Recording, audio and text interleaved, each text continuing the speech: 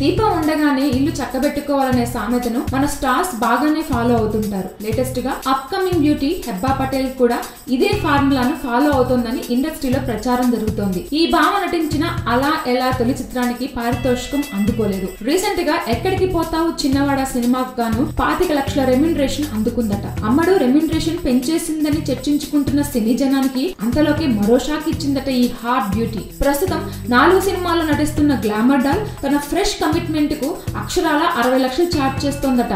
Youth లో మంచి following ఉండడం, సెకండ్ హీరోయిన్ రోల్స్ చేయడానికి అమ్మడు ఏమాత్రం వెనకాడకపోవడంతో ఆమె అడిగినంతా ఇచ్చేందుకు కొందరు మూవీ మేకర్లు ముందుకొస్తున్నట్లు సమాచారం. మరోవైపు ఈ బ్యూటీ నటిస్తున్న ఏంజెల్, అందగాడు, మిస్టర్ సినిమాల్లో ఏ ఒక్కటి హిట్ అయినా అమ్మడు మరింతగా పారితోషికాన్ని పెంచేస్తుందేమో అనే comments వినబడుతున్నాయి.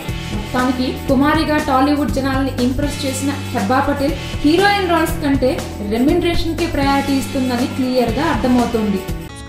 Please subscribe. Hi, it's me Purna. Please subscribe.